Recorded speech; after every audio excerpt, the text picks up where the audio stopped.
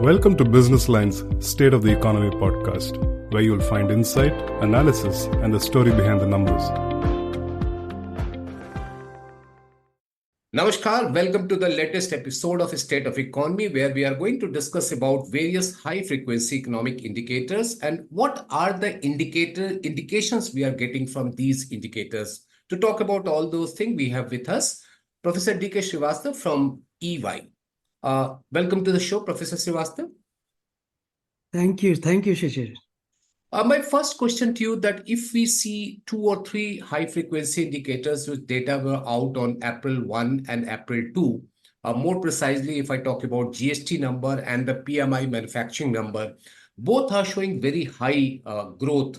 How do you read these numbers? Well, the high-frequency indicators are giving us data around February and March. That is the last quarter of FY24. And they confirm in terms of manufacturing PMI, which is reading at 59.1 for March 2024, and for gross GST collections at 1.78 lakh crore, also for March 2024. These are record high numbers. And they indicate that in the last quarter of the fiscal year that is just passed, the Indian economy appears to be highly buoyant.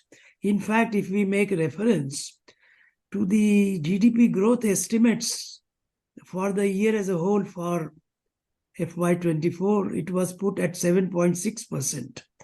And taking into account the third quarter growth estimate, it was estimated that 7.6% growth would be available even in the last quarter.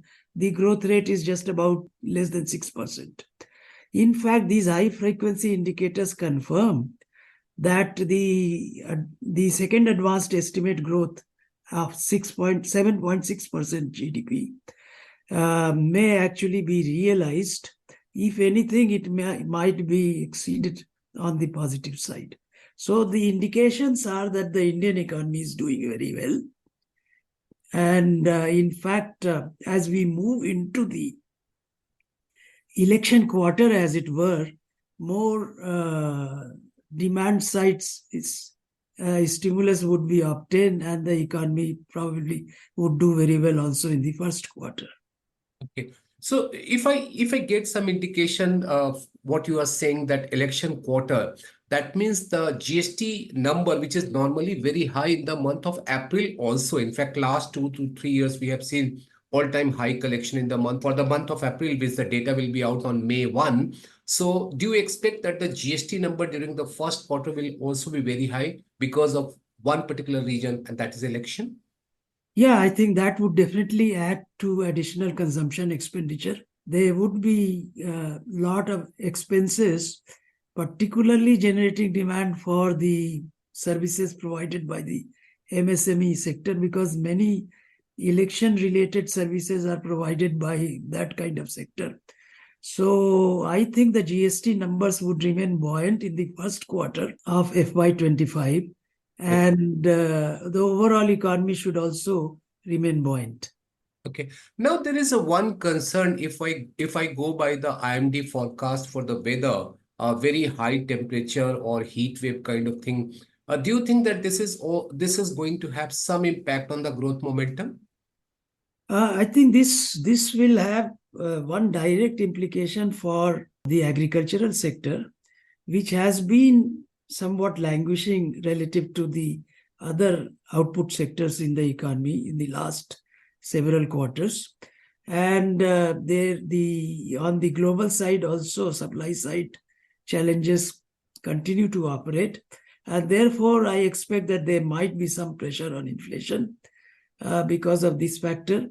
And most of that supply side factor would account for pressure on CPI inflation. Although WPI would remain relatively low, but this would continue into the next quarter as far as inflationary pressures are concerned. And most of those pressures would not arise from the demand side. The overall demand, in fact, the growth in money supply, M3 is about 11% or so. And if real output is growing at about 7.6%, then there is no demand side pressure on inflation. Most of that pressure would arise from the supply side. Okay. So now taking this forward, what we are talking about, the inflation, since the next indicator will be made public on 12th of this month. So what is your expectation on the headline inflation? Will it be on the downward trend, or will we see any kind of rise in that? I don't see any tangible downward trend. I think it will be in the range of about 5 to 5.4%. And this is because in general, there are vegetable price pressures would be there, food price pressures would be there. And election expenses would also add to overall demand in the system. And therefore, I don't expect a downward trend, in any tangible downward trend in CPI inflation.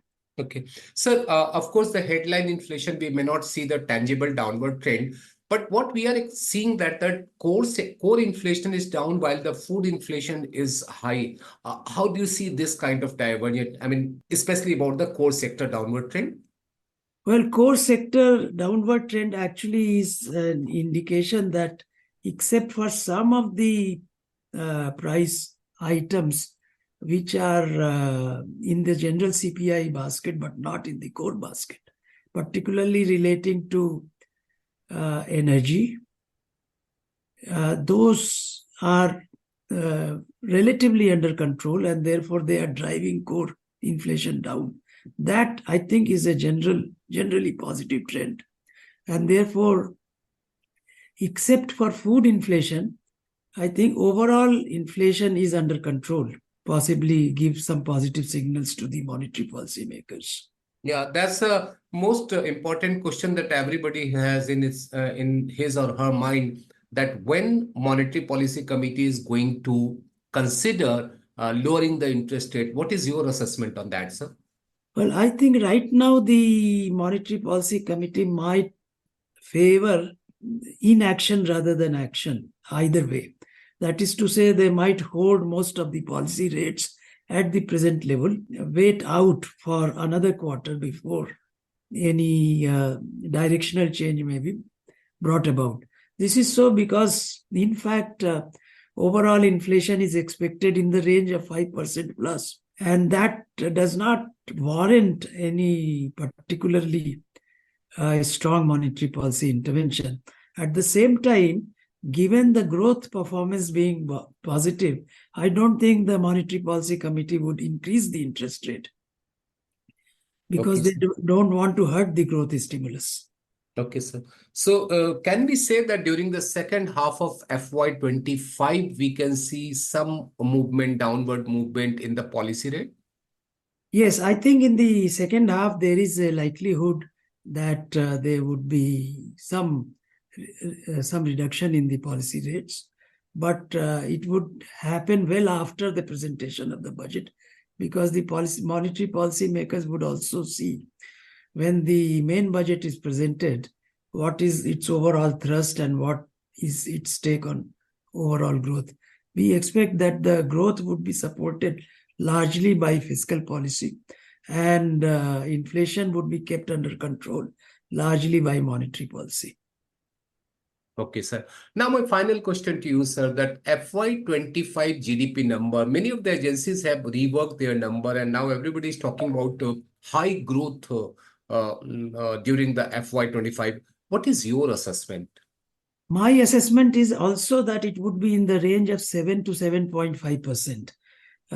Because I think that the first two quarters, in fact, in FY25 would be quite positive in terms of growth.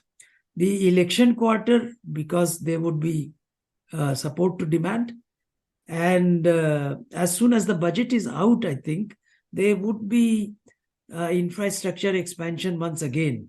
The present government at least is geared up towards a policy of supporting infrastructure. They have seen that it is delivering results. And therefore, as soon as monsoon is over and the full year main budget is out, I think there would be tremendous spurt on infrastructure spending. So first 2 quarters would remain possibly 7.5% or above. And therefore, overall, I think we should clock in anything in the range of 7 to 7.5%. Okay. Professor Srivastava, thank you very much for talking to us. Thank you. Thank you, Shishir.